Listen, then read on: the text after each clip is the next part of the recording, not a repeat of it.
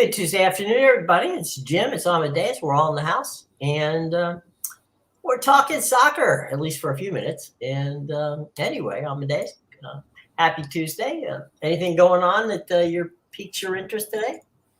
Yeah, well, there's obviously the big game on the board in the Premier League. The only one today is the Arsenal and Chelsea match. Mm-hmm. Yeah, so definitely Arsenal at home, and how it looks like is they're pretty much going to have to win every single match. So I think they only have like 5 left, but they're going to have to win every single match to the end of the season. And even if they do that, they got to sit there and hope Man City drops points along the way. So this is the title. The title is in control of Man City, but Arsenal, there's nothing they can do but win out the rest of their schedule, and even if they do, lose to Man City. Well, that game, by the way, is on the USA Network if you're in the United States today, and also streaming on Peacock. So it's Arsenal today, 3 p.m. USA Network. Universal. Univisioro. Why can't I ever say it? It's the Spanish station, and also on Peacock. So if you're in the U.S. and you want to watch that game, that will be today at 3:00. Then and by the way, Manchester City will host West Ham tomorrow at 3:00, also on those same networks. So mark that on your calendar.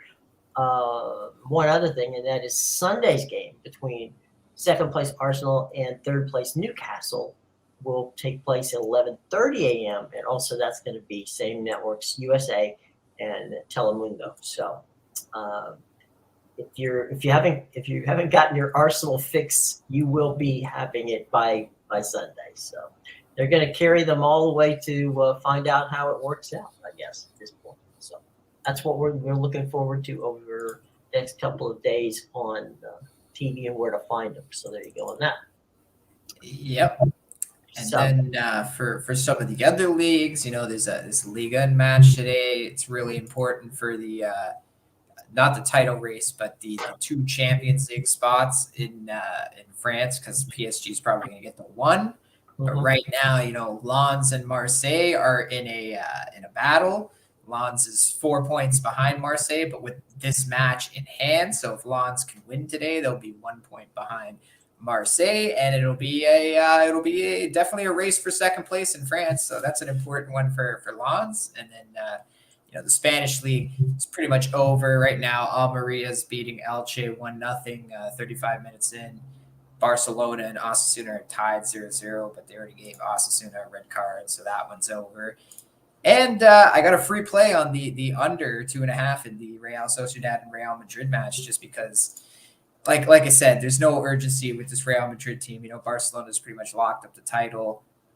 Real Madrid, they're going to be more focused on their Champions League now that they're in semifinals. That's the only thing they're really going to win that, and I guess Copa del Rey. But that's going to be the one they're focused on. This is a midweek match. They played on the weekend. They're going to be missing some key players as well, like Vinicius and a few others. So don't see a lot of goals for Real Madrid in this one. And Real Sociedad's a pretty good team. They've actually gone under 2.5 in 12 of their last 13. They got a good defense. So you can see a low-scoring game here for sure. It's funny. I was just looking. What's trending on Twitter is Arsenal and Chelsea. So there you go, folks. Yeah, people getting ready because Chelsea's in 12th right now. Believe it or not, they're 9 points above relegation. I doubt they get there by the end of the year, but hey, it's pretty funny. Yeah, it's like, hey, you got to be kidding. Because with 5 matches left, you got some of those bottom teams with 30 points. You win 3 matches, all of a sudden you're tied with Chelsea. Yeah, it's like, it's we got problems in River City here. Yeah. But it is one of those things where you're just sitting there going, okay, let's make sure that we don't screw this up. Yeah, and then since I guess all the leagues are kind of winding down in Europe now, mm-hmm. all the leagues pretty much have 4 or 5 matches left. Mm-hmm. So if you have any interest on this side of the planet, we actually got some good matches tonight too. There's a whole It's a whole slab of Copa Libertadores in South America today, tomorrow, and Thursday. And for the North Americans, we got the big semifinal second leg of the Philadelphia Union and LAFC in the CONCACAF Champions League. Philadelphia and LA, huh? Rematch of the MLS Cup last year, and so in the first leg last week, Philly. It was a pretty even match. Philly didn't play very well. They got a penalty kick in the 82nd minute to go up 1-0, and then LAFC tied it in the 91st. Wow. So it's 1-1 on aggregate, going back to LAFC, which I believe they play at, I want to say BMO, I think it is. What, you mean the building? Yeah, I think it's BMO Park or something like that. It's the same one as Toronto FC. It's the one where, it's the place where, it's where the Chargers played when they were out there waiting for the stadium to get. Oh, did they play there? Well, hold on. I'm just gonna look into it. I'm curious of the it's BMO Stadium. It's always interesting for me to see a Canadian bank named after one of these American stadiums. It's always interesting for me to see. There's all those others which are, for instance, what is it? The Scotiabank and there's Royal Bank of Canada, Royal Bank of England. They all have ties to the MLS. Yeah, I've seen RBC. I think there's a hockey arena that's named after RBC, and obviously there's the TD Garden in Boston. So the Canadian banks are out there for sure. Sponsored a lot of these stadiums. Oh, and by the way, they renamed the FTX Arena. I don't know if we covered that. Without consulting us? I know it didn't even take you up on the what was it? What was the dome we had for that one? What did you come up with for that? That was for the Heat played, right? The Heat Dome, right? The Heat Dome. Right. Yeah, no, they went with the Kaseya Center. The Kaseya Center. Kaseya, like Kaseya. I think it's a name. Yeah, it is. Someone's name. It's when you said Kaseya, that's actually a bug. No. That's what I thought when you said it. I'm thinking, why would they name it after that annoying bug that comes every 12 years? Yeah, I was just saying those August bugs, right? That is just make that noise. They make noise and just drive you nuts. Yeah, which of course is kind of like the people in that area of South Florida. They do drive you nuts from time to time. It would have been a good name. I-95. So yeah, that would be good. Here at the Kaseya Center. Yeah, here's the Kaseya Center. So speaking of Miami, it looks like Boston and we've got Boston is out of the playoffs, against Miami, and now we got LeBron against Seth in the Steph Curry in the NBA playoffs. So we have some star power in the Warriors and the Lakers. Definitely some star power there. It's gonna be an interesting series. That's for sure. I see a lot of people on the Lakers tonight. They've been rolling lately, so it doesn't surprise me. I have a nephew who left. He lives in New York City, and but went out. He's from San Francisco area, so he took a couple of days off and flew out and sent me a picture from outside the Chase Center where he was going to see a game. I guess it would have been 6 of the Warriors series against Sacramento. So from the Chase Center, I got a picture of him waiting to get in to watch Game 6. So yeah, watch him lose. Yeah, fly a long way to watch him lose. But hey, participation. That's all you want. So yeah, it's gonna be fun series. It's gonna be fun. I mean, there's some very evenly matched, I guess would be the best way of putting it, teams in both the West and the East. So it's hard to get you would know, it's hard to get a feel for, who's really the favorite and who, is going to come out of this. Yeah, definitely a lot of evenly matched teams. That's why home advantage is going to be so important in this round, I think. But yeah, it's definitely interesting because last night you had the 76ers win in Boston, Mhm. and they were a 10-point underdog because they were missing Joel Embiid. Right. But even without Embiid, obviously they showed that they're a very good team, and James Harden is used to I was going to say, carrying teams. he's like, okay. And that's the thing, right? Like Harden left Houston because they didn't want to have to put up 50 points a night Right. and carry the team every night through the playoffs. But Right. now, he this is like the perfect situation for him because now he's on a team where he's the second star. Right. And he's accepted his role because he does rack up a lot of assists. So he's definitely accepted his role. But at the same time, he got exactly what he wanted. You had a better player to carry you throughout the season. Now he's injured, and you get to truly shine by yourself. And there you go. He put up 45 points and led the team. I was going to say, they just say, just roll the ball over to me. I'll put up 40 plus for you. No problem. Yeah, and I think people forget like that. Everybody sees him beat out, and they're like, "Oh, the Celtics are going to destroy." But Harden, I got a text from somebody saying, Joel Embiid can't play, and I said, "Yeah, Harden can."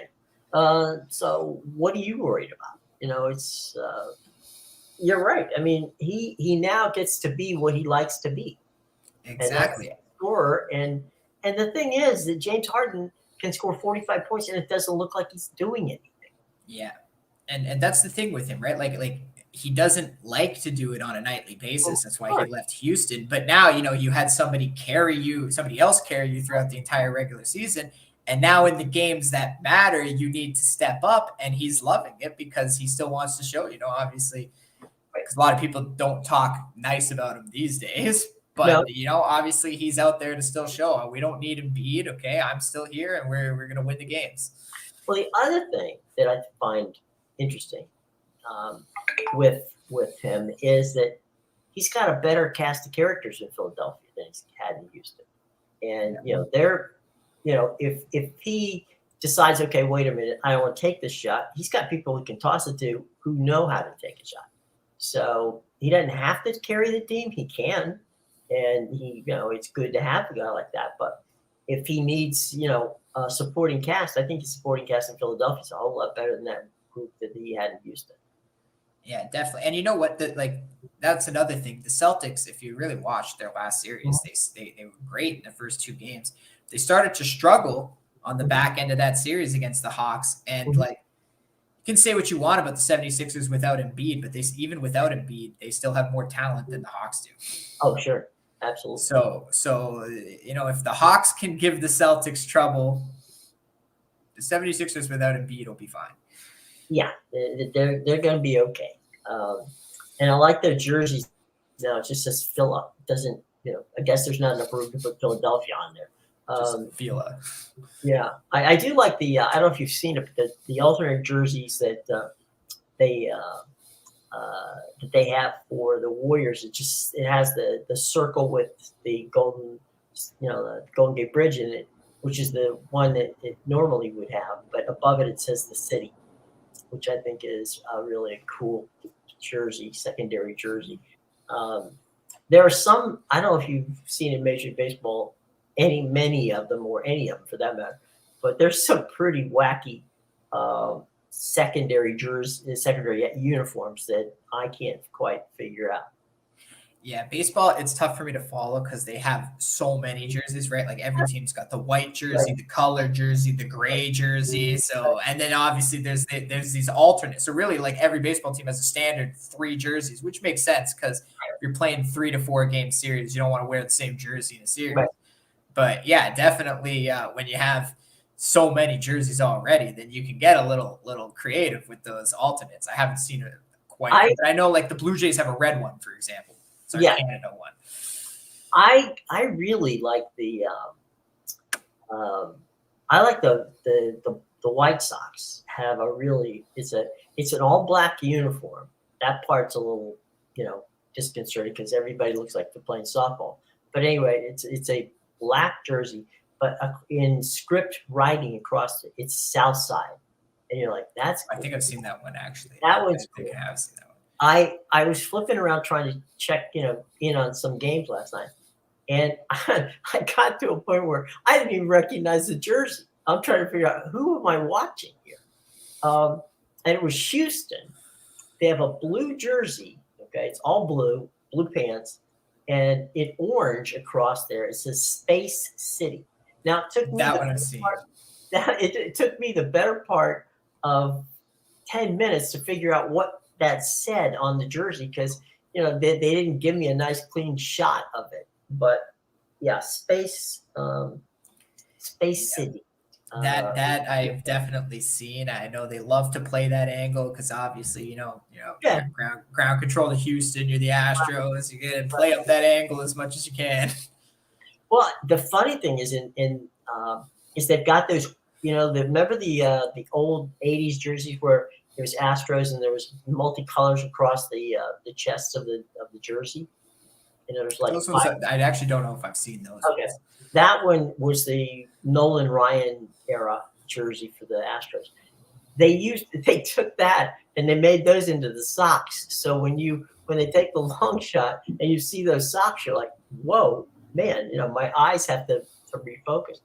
The San Francisco once decided that it would be a good idea to have fog kind of like come up to like halfway. So you only see about half the number on the back of the jersey. And you're like, I had some guys friends of mine, play-by-play guys are going, I have no idea who this is. I'm looking down there and looking for a jersey number. I can't tell what the jersey number is. You know what? I haven't seen that jersey yet, but I've heard a lot of things about it, mainly about why would you play up the haze? It's not even real fog, right? It's just in that case it's haze, yeah. It's just kind of a haze that sits over the city all the time. So like why you would decide to play that angle on your jersey was something that I questioned when I heard about it, but I'm definitely gonna have to check out the jersey. Well, I mean, in the old Candlestick Park, and I did some games out there.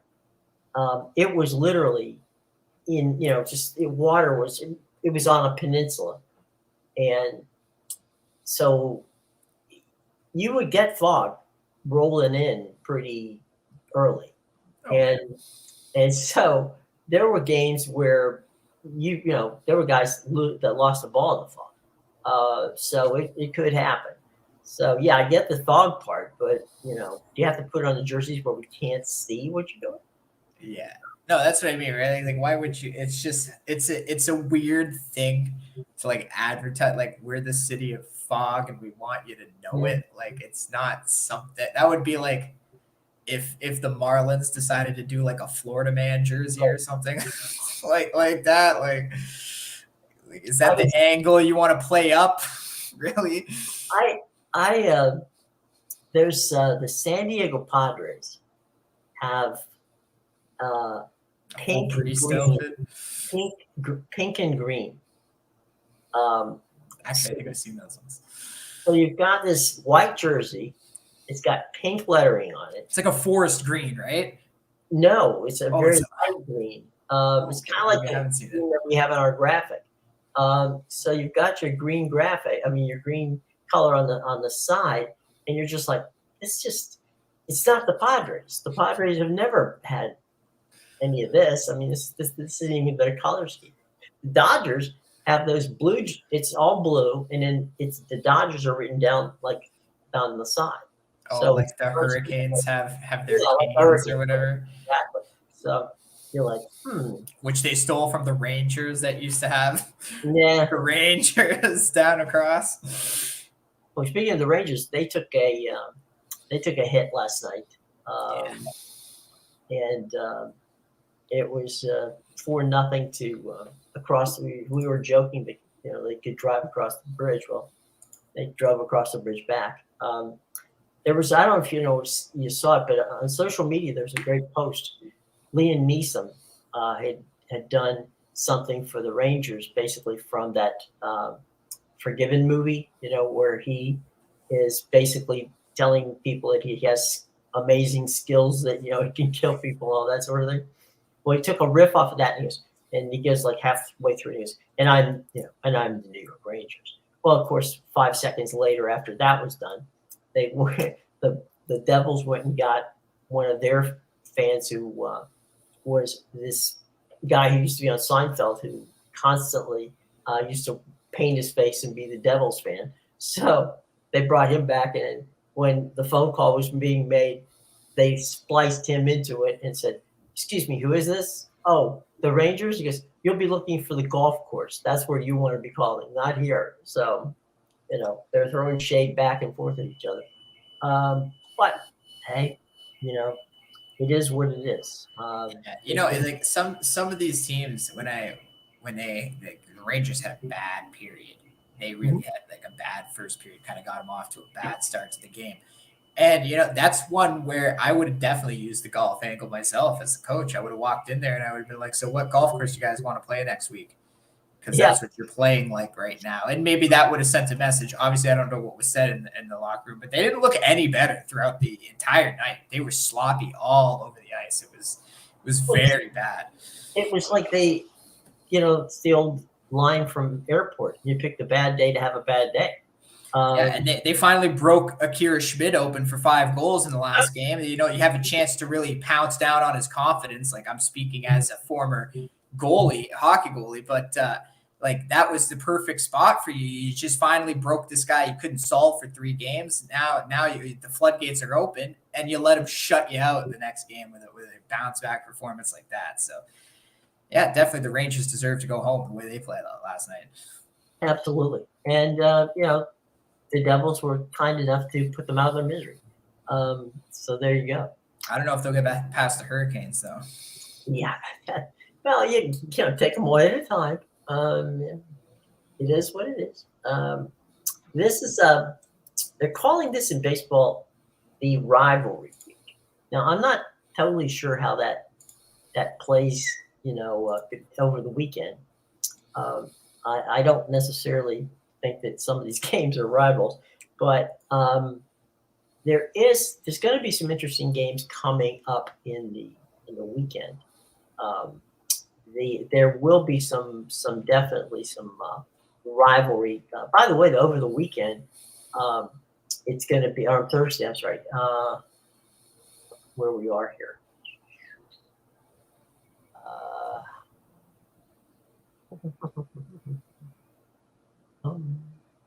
Just checking real quick. Oh yeah, starting tonight. That's what I'm looking for.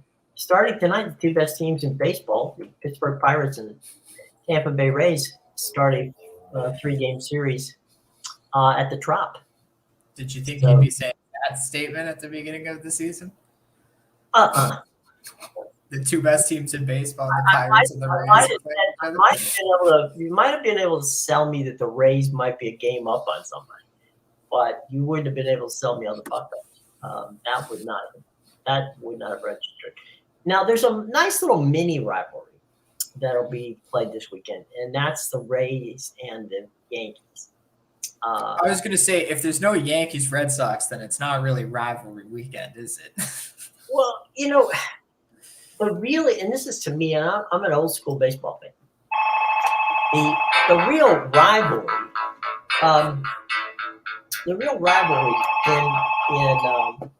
in baseball that I think is underlooked or overlooked is the Giants and the Dodgers. I mean, that goes all the way back to when they played each other in New York. And the fascinating thing to me, I did some research on this a while ago, and of the record, and they've been playing against each other since the early 1900s, right? There's only a 10-game difference between the Dodgers winning 10 more games against the Giants than the Giants winning against them, winning against them. So it's really, to me, quite a interesting situation that those two don't really get. I mean, because they're out on the coast, so people don't really, pay much attention to it. But Yeah, well, definitely with the dominance the Dodgers have had in the last few Mhm. years, that is definitely they must have been losing that series before they got really good over the last like 5 or so years. well, and the funny thing is, if you look at the postseasons, especially the ones let's say last 10 years. I mean, the Dodgers won the division, but the Giants would win the World Series. So, that was kind of an interesting little tidbit too. So those are, the Red Sox and the Yankees have gotten kind of like over the years, it's kind of like petered out a bit because Boston then won their World Series, and so they're that part. So they're more annoying than they are rivals anymore. But the Giants and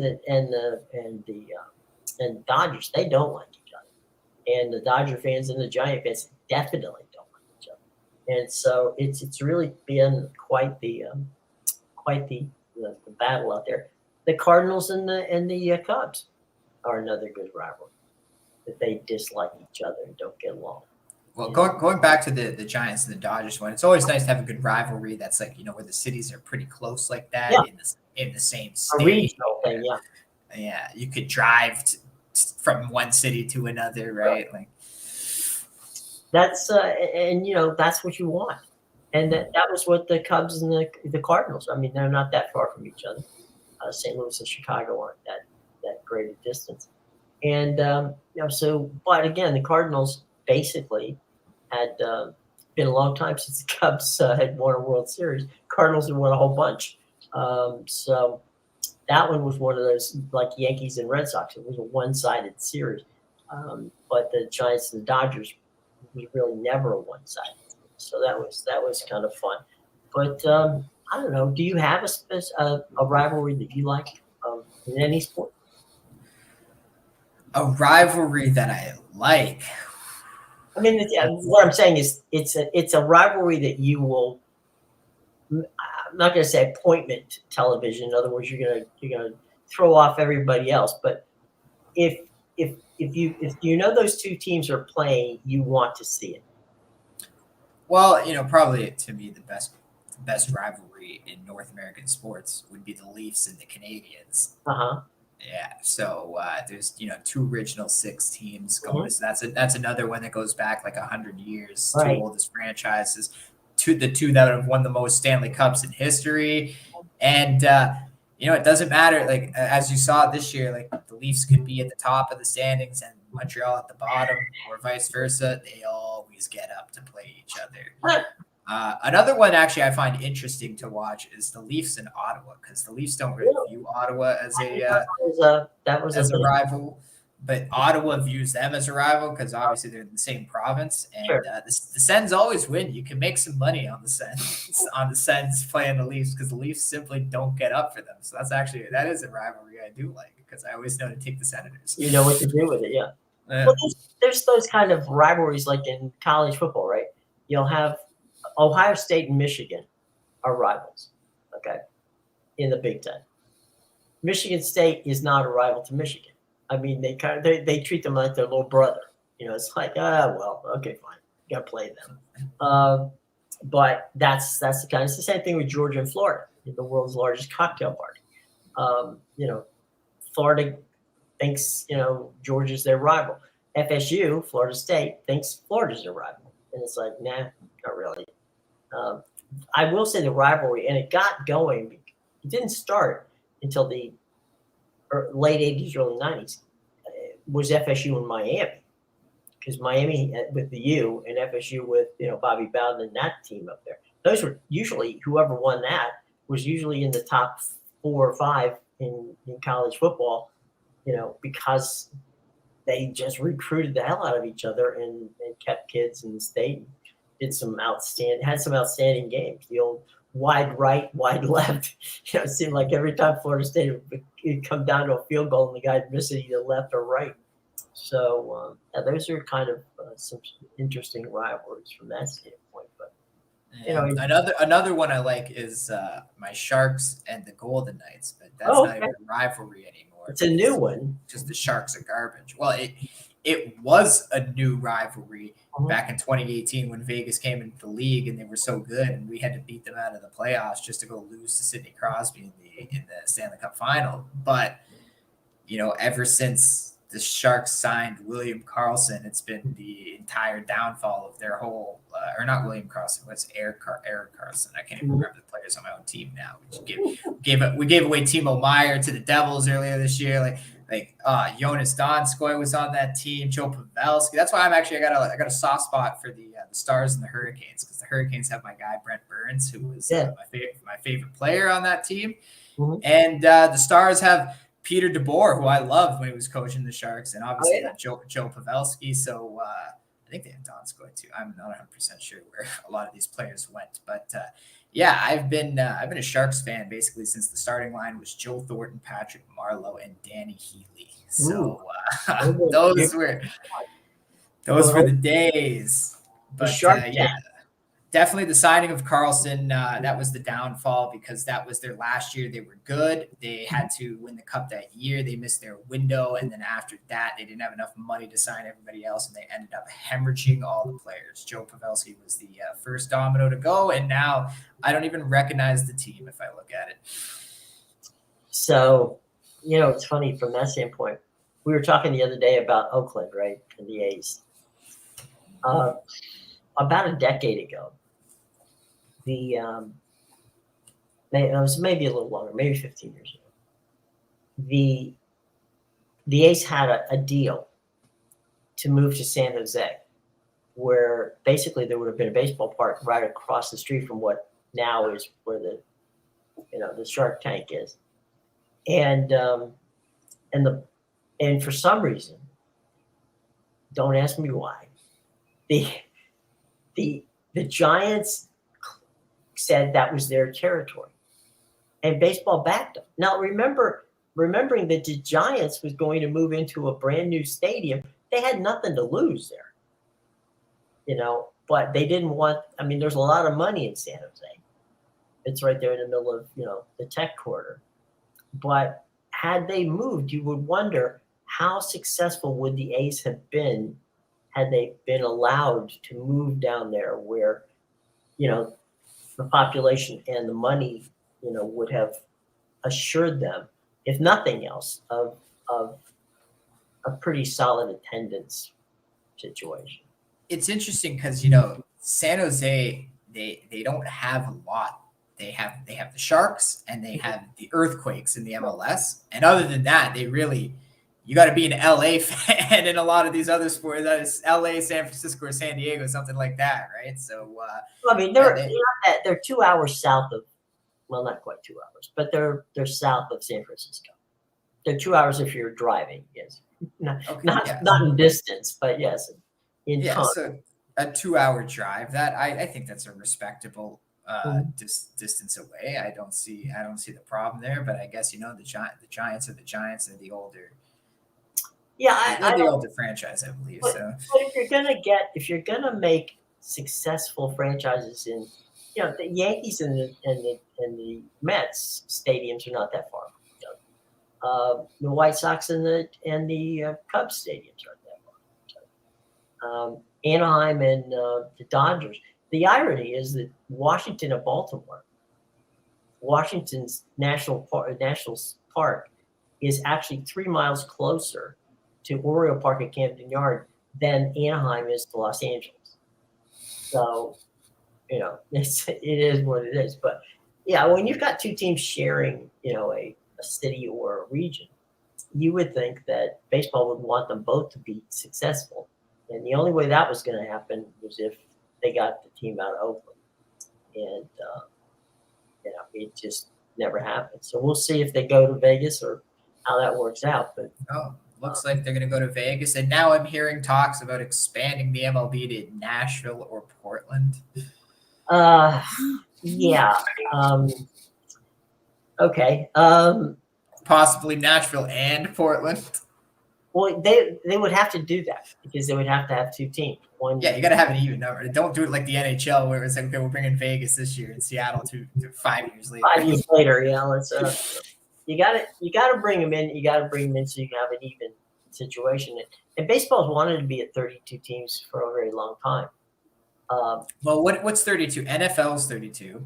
Yeah. I think NHL's 30, Mhm. and the NBA is 30. Yeah. Okay, so they want to be like the NFL, which I guess kind of makes sense. They'd have to redo the divisions though, because right now it works 5-5-5-5. So yeah, they'd have to go more to the NFL, like a divisions of 4 or 6. right, which wouldn't be bad. I mean, it wouldn't be a bad idea. Portland doesn't have the money to have a Major League Baseball team. My guess would be they would look. You got to have one West and one East. My guess would be, and that's just a guess, it would either be Austin, Texas, which has popped up from time to time, and or Salt Lake City. Wait, where did the Rangers play? Did they play in Austin or this? Dallas. Oh, okay, they play in Dallas. Okay. They play technically in Arlington, which is where Arlington, right. Where Jerry is. Jerry World is in Arlington. Arlington is, for those of you who are not geographically familiar with Texas, kind of right between Dallas and Fort Worth. So, which is, they're not far from each other, but it's kind of like a regional thing. Actually, I did hear possible talks about even Vancouver. Maybe if they don't give it to Portland. Surprised. I wouldn't be surprised. It's just like the NHL, you get that Seattle rivalry. I know that baseball would love if they could figure out a way to get back to Montreal. They would love that.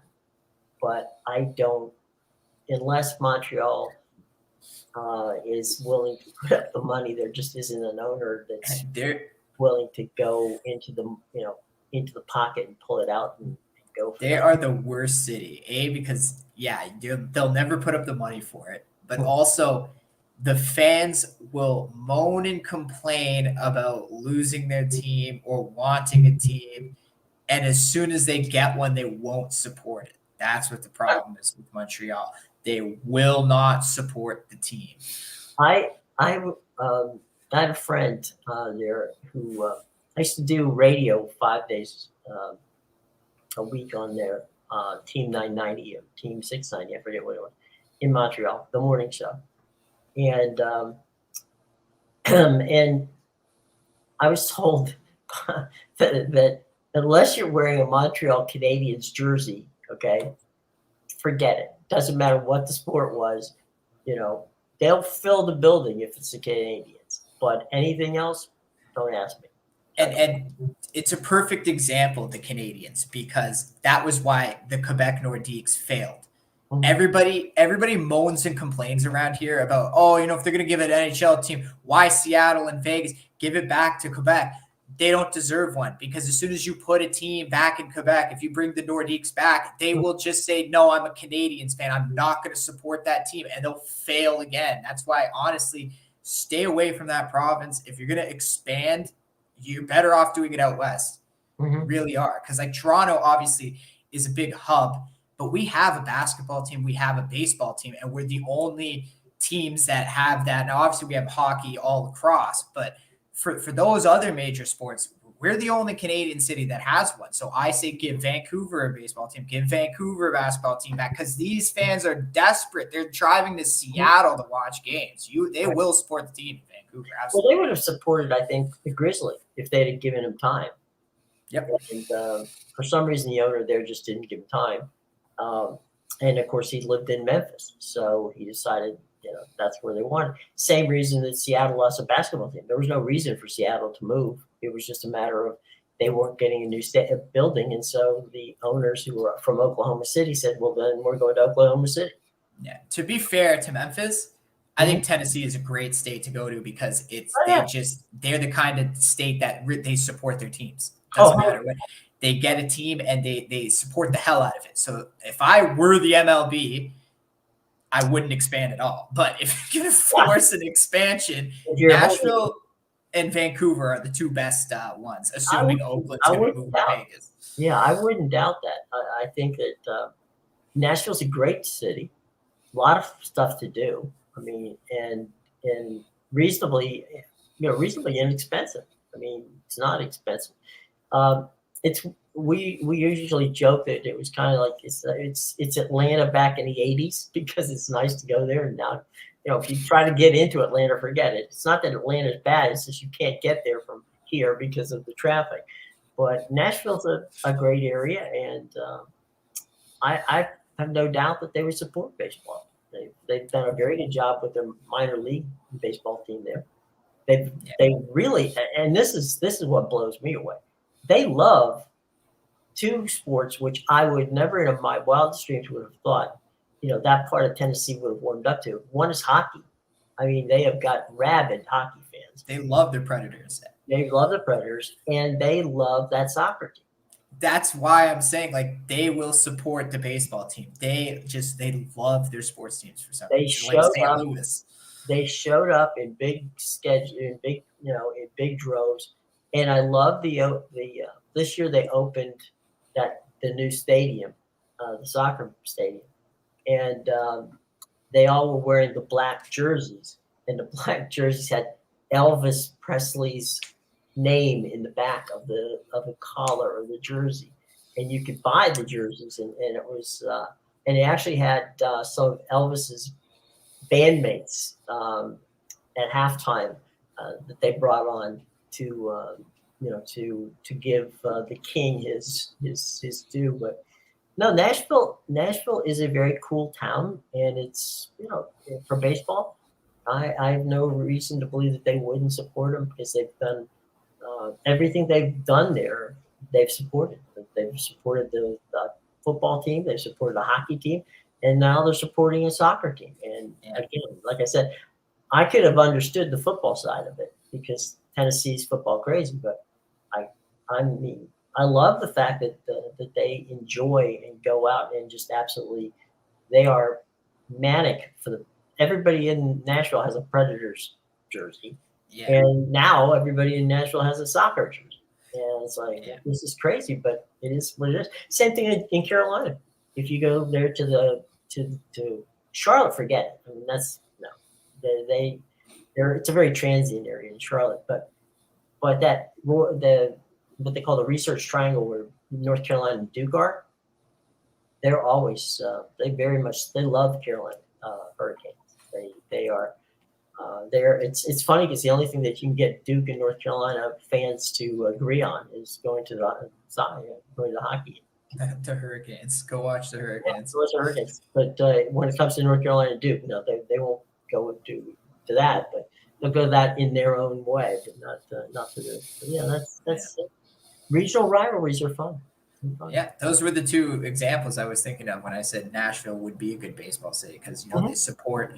It's so weird that they support their hockey and soccer teams so well. That shows me they'll support the baseball team if you put them there. And if you look at, I mean, why would if you've been to Vancouver, why wouldn't you want to go back? I mean, it's a beautiful city. It's so nice. I just went there for the first time last year. It's so nice. And it's just and the people are fantastic, and it's an international city. I mean, it's just a gorgeous place. I would not, and you're right. The rivalry between the Mariners really don't have a rival because they're so damn far from everybody. And that's the thing. I know a lot of people in BC. I got a lot of friends in BC, and they all hate the Blue Jays. They're Mariners fans. So give them a baseball team to support. Right. Okay, get an instant rivalry, and you'll have the team supported. Right, and then you'll have that Kraken rivalry with I know Canucks fans that are like, I'd rather be a Kraken fan. The Canucks are so bad. Oh, okay. Well, that I can't help you with, but that's my point. It's like you'll get to support in Vancouver. Put a team in Vancouver. My friend Dave Sims does the Mariners broadcast, and he's telling me, he says, I can't tell you how many Canadian fans we have. He says, man, we just they love us, and he goes, there are times we get more, I guess they're on TV there somehow. They definitely are on radio there. I know that much. But Somewhere in the city of Seattle, they're on TV. oh no, I'm just saying somewhere in city of Vancouver. Yeah, definitely. Same way I get Buffalo and Detroit stuff. Right. So they're getting it. But yeah, he was telling me, he said, I love it because people come up to me all the time. And, usually when the Blue Jays go down there, they're like half the stadium. Blue Jays jerseys. So. So yeah, it's crazy. But you see a lot of Blue Jay jerseys in Detroit. We travel. That's why Toronto has a team in every sport, because we support our teams. That's right. Okay, but they don't want to give any other city. Give Vancouver one. They'll support it the same way. I thought Toronto's. If you were talking about those alternate jerseys, I thought the ones that said the North on it was pretty cool.